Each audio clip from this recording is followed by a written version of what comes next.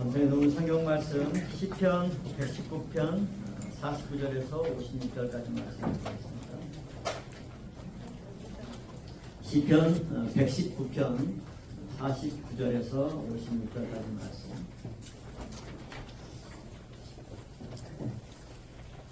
받드리겠습니다. 시편 119편 46절 말씀. 주의 종에게 하신 말씀을 기억하소서. 주께서 나로 소망이 있게 하셨나이다. 이 말씀은 나의 곤란 중의 위로라. 주의 말씀이 나를 살리셨음이니이다. 교만한 자가 나를 심히 조롱하였어도 나는 주의 법을 떠나지 아니하였나이다. 여호와여, 주의 옛 규례를 내가 기억하고 스스로 위로하였나이다. 주의 율법을 버린 악인들을 인하여 내가 맹렬한 노에 잡혔나이다. 나의 나그네된 집에서 주의 율례가 나의 노래가 되었나이다. 여호와여, 내가 밤에 주의 이름을 기억하고 주의 법을 지켰나이다. 내 소유는 이것이니 곧 주의 법도를 지킨 것입니다. 아멘. 우리 말씀을 통해서 주의 말씀은 나의 곤란 중의 위로라는 제목으로 함께 은혜를 나누고자 합니다. 주의 말씀은 나의 곤란 중의 위로. 자, 시편 119편은 우리가 알다시피 십계명 10말씀에 대한 내용들을 율법으로 재정리해서 기록한 말씀이 시편 119편 말씀이 되겠습니다.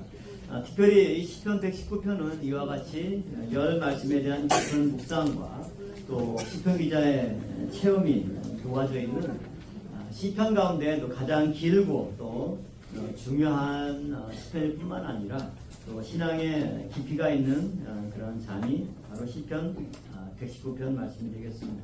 오늘 이 본문에서 시편 기자는 본인의 처한 어려움과 또 곤란 가운데 또 하나님의 말씀이 자기에게 어떻게 위로가 되고 힘이 되고 또 그런 고난 가운데서 일어서게 되는 원동력이 되었는가라고 하는 것을 노래하고 있죠. 또 오늘 본문 말씀을 통해서 볼 수 있는 것은 첫 번째로는 나를 살리신 위로의 말씀, 나를 살리신 위로의 말씀.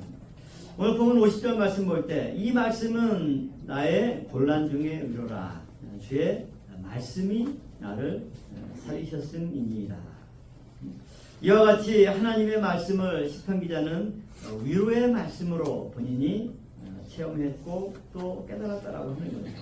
이 위로, 어떤 상황에서 위로냐? 나의 곤란 중의 위로다. 이 곤란이라고 하는 말은 히브리어로 오니라고 하는 단어입니다. 히브리어 오니라는 단어는 첫 번째는 가난.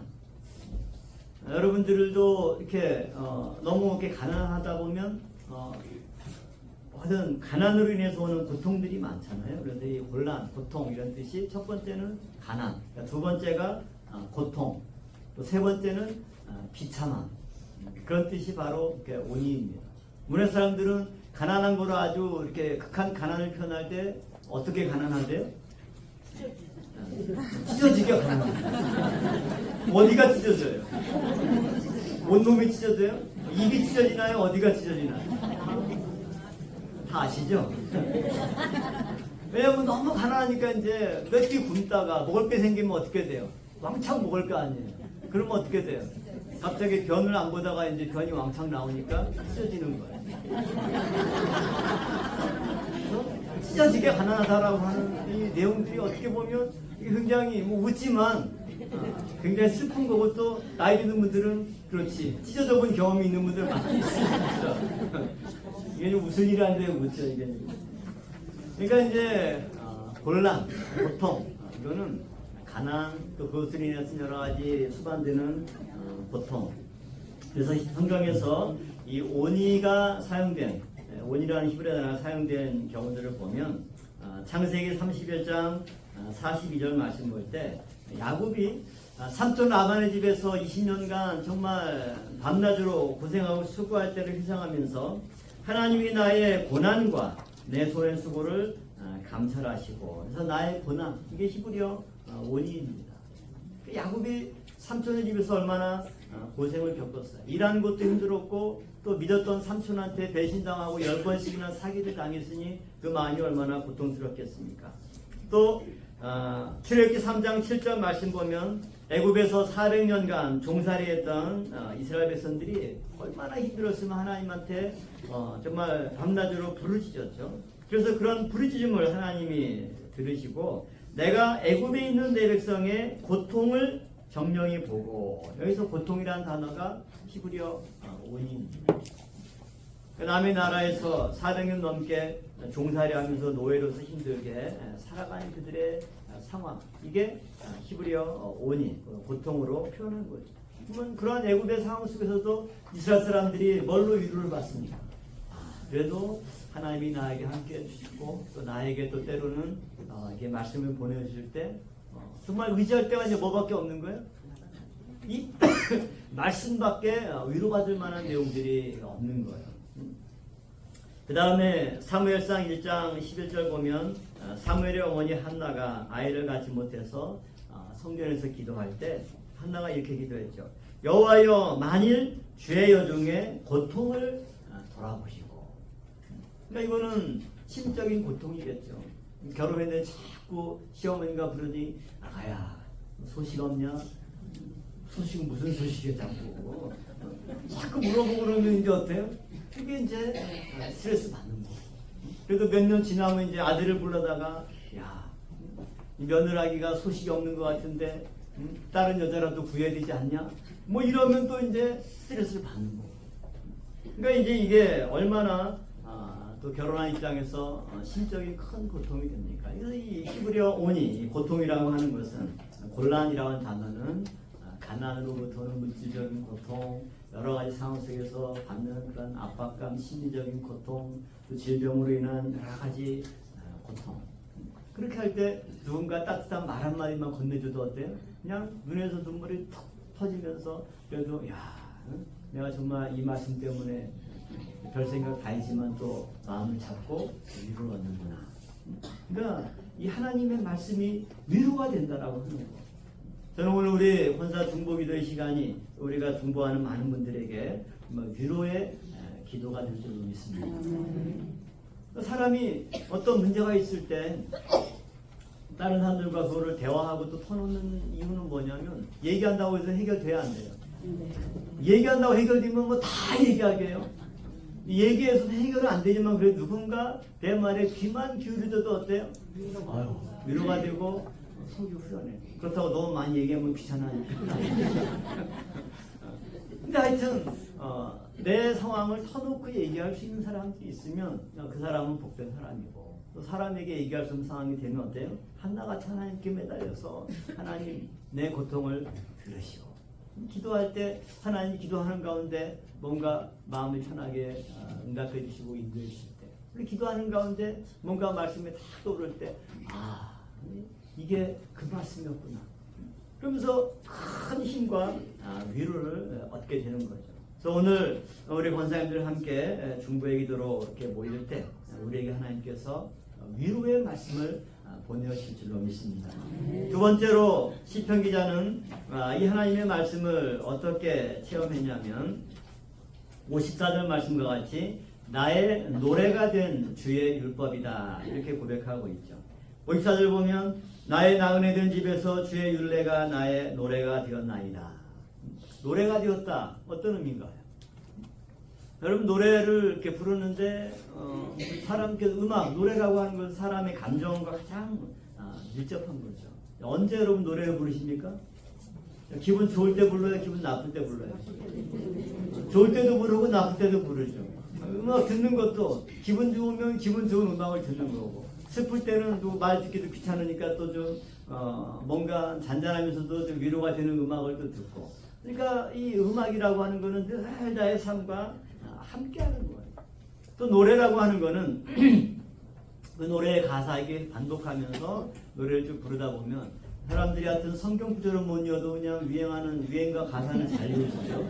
노래방 가면 어떻게 기억력이 좋은지 성경 구절은 못 이었는데 좋아하는 노래 가사는 더 잘 외우는 거예요. 그거 뭐냐면 늘 그거를 반복하고 암송하기 때문에 어떤 데 감정이 표현될 때 또 거기에 맞는 노래가 떠오르면서 노래를 흥얼거리기도 하고 노래를 부르면서 또 이제 위안을 삼는 거죠. 근데 시편 기자의 노래, 흔히 우리가 뭐 18번 얘기하지만 시편 기자의 노래, 그 18번은 뭐예요? 나의 노래가 된 주의 율법 이렇게 표현했을 때 하나님의 율법이 이 시편 기자에게는 노래가 되었구나. 오늘 우리 권사님들에게도 하나님의 말씀이 여러분의 노래가 되기를 바랍니다. 이게 노래가 되니까 이게 암송은 굉장히 이게 강력한 게 외우지 못하면 뭐 할 때 그 말씀이 어디 있더라 뭐 찾는다고 알아요. 근데 요즘엔 또 권사님들이 다 이게 세련돼가지고 신방 가도 성경 딱 얘기하면은 성경 안 끝내고 갑자기 핸드폰을 꺼내서 잘 하는데 문제는 뭐냐면 이제 오래된 권사님 성경을 못 찾더라고. 영서 하는데 그냥 뭐 이렇게 다 하면서 왜 그러지? 성경 찾는 지가 너무 오래되니까. 왜? 예배 때는 자막 나오니까 다 이렇게 보지. 그 다음에 볼 때는 핸드폰으로 촥촥 이러고 있지. 그러니까 이제 지금 창세기는 알겠지만 뭐 여우수 하는데도 그냥 중간에서 왔다 갔다 해내고 있고 이러고 있어요. 그래서 야, 이 권사님들이 또 너무 성경을 안 짜고 핸드폰으로만 보다 보니까 그렇긴 하는데, 그러니까 이제 노래가 됐다라고 하는 것은 뭐냐면 그게 암기가 된 거 아니에요. 이 암기의 힘은 뭐냐면 어떤 상황 됐을 때 머릿속에 탁 떠오르니까 그렇구나. 또 그 말씀이 위로가 되는 거예요. 또 우리에게 하나님의 율법이 노래가 될 정도로 깊이 새겨져 있을 때 그 말씀이 나를 지켜주고 인도하는 지팡이가 될 줄로 믿습니다. 그 다음 세 번째로 시편 기자 56절에 뭐라고 말씀하고 있냐면 내 소유는 이것이니 곧 주의 법도를 지키는 것이니이다. 나의 소유가 된 주의 법도다. 하나님의 말씀이 시편 기자의 뭐예요? 재산이에요, 재산. 우리가 흔히 얘기할 때, 우리 집 가보 1호, 뭐 이렇게 얘기를 하잖아. 여러분 집에 가보 1호 뭐예요? 다 다르겠지만 시편 기자는, 우리 집 가보 1호 하나님의 말씀입니다. 주의 법도가 내 재산입니다. 그러면 사람이 가진 재산이라고 하는 건 우리가 흔히 얘기할 때도 돈이라고 하는 거는 있다가도 없고, 없다가도 있는 거는 맞는데, 돈이 있으면 더 생기고, 없으면 또 더 없어져요, 사실은. 근데 중요한 건 뭐냐면 그 재산이라고 하는 건 물질이라고 하는 거는 뭐 예를 들어서 갑자기 무슨 가격이 폭락할 수도 있고 도둑을 맞을 수도 있고 변동이 있을 수가 있지만 그러나 내 속에 각인된 또 내 머릿속에 저장된 이 말씀은 누가 뺏어갈 수 있어요 없어요? 없는 거죠. 그렇기 때문에 가장 안전한 자산이 뭐냐? 그냥 내 삶 속에 꽉 박혀 있는 거. 내 머릿속에 기억되어 있는 것. 그러므로 시편 기자는 주의 법도 그리고 주의 법도를 지킨 것, 말씀대로 지키면 살아온 내 삶, 이것이 나의 재산이다. 사람이 나이가 들고 이제 돌아가시게 되기 전에 자녀들에게 재산이나 이런 부분들을 상속해 주죠. 자녀들에게 이제 재산도 분배하고 또 잘못하면 또 자식들끼리 서로 싸우니까. 그런데 내가 우리 자녀들에게 물려준 자산이 뭘까? 내가 평생 하나님의 말씀을 지키고 살아온 내 삶이 있는데 그것이 우리 집안의 가장 큰 자산이다. 그러니까 이거를 너희들이 잘 물려받고 이어가라. 우리는 뉴스에 보면 뭐 대기업 회장이나 이런 분들 뭐 자산이 몇 조고 뭐 이렇게 뭐 재산 봤을 때 야 부럽겠다. 그런 분들은 뭐 돈 쓸 시간 있을지 없을지 모르겠지만 시간 없으면 대신 써주면 좋은데. 근데 중요한 거는 뭐냐면 그거보다 정말 우리의 보이지 않는 이 모형의 자산, 이것이 가장 고귀하고 이것이 가장 크고 강력하다라고 하는 것을 우리가 깨닫는 거죠. 누가복음 12장 19절부터 20절 말씀 봐도 어리석은 부자에게 주님이 비유로 말씀했죠. 이 부자는 뭐라고 얘기합니까? 내가 평생 쓸 재산을 창고에 모아놓으니까 이 마음이 여유가 있죠. 그래서 내가 내 영혼에게 이르되 영혼아 여러 해 쓸 물건을 많이 쌓아두었으니 평안히 쉬고 먹고 마시고 즐거워하자. 이 말은 지금 우리 식으로 얘기하면 그냥 이제 평생 써도 모자라면 돈 모아놓은 거예요. 야 이제 그냥 편안하게 쓰고 마음껏 먹자 해서 왕창 먹었더니 어때요? 소화가 안 되고 체해가지고 병원 가야 돼. 건강이 뒷받침 안 되면 뭐 산해집니까? 무슨 의미가 있습니까? 주님께서 뭐라고 말씀합니까? 하나님이 어리석은 자여 오늘 밤에 내 영혼을 두루 찾으리니 그러면 내 얘기한 것이 이것이 되겠느냐. 그러니까 쓰지 못하고 열심히 모았는데 하나 누리지 못하고 딴 사람이 다 가져갈 수가 있는 거죠. 그러나 하나님의 말씀을 받고 그 말씀을 지키며 살아간 내 삶은 너무나 값지고 보석처럼 빛나는 인생이 된다라고 하는 거죠. 오늘 우리가 사순절의 기간 또 주일 이렇게 중보기도를 모일 때 오늘 시편 기자의 노래를 보면서 야, 이 시편 기자의 신앙이 참 대단하구나. 이 고백을 보면 내가 열심히 교회 다니고 신앙생활 한다고 했지만 이 시편 기자의 신앙에 비하면 한참 내가 모자라구나. 그러나 오늘 이 말씀을 통해서 우리도 큰 위로와 도전을 받는 가운데 하나님의 말씀이 나에게 위로의 말씀이 되고 이 말씀이 나의 노래가 되고 또 이 말씀이 나의 귀한 재산이 되는 우리 권사님들 되시기를 주님의 이름으로 축원합니다. 기도하시겠습니다. 감사합니다. 아버지 하나님, 오늘도 거룩한 주일 우리에게 허락하여 주시고 우리 권사님들 중보기도로 모이는 가운데 정말 오늘 먼저 말씀을 통해 하나님의 말씀으로 위로를 받고 이 말씀이 우리의 노래가 되고 우리의 가장 중요한 자산이 될 수 있도록 인도하시니 감사를 드립니다. 오늘도 우리가 많은 중보의 제목을 가지고 기도할 때 아버지는 우리의 기도가 중보의 대상자들에게 큰 위로와 소망이 될 수 있도록 주장하여 주시옵소서. 함께 하시는 믿사옵고 맡기오며 예수님의 이름으로 감사 기도를 사옵나이다.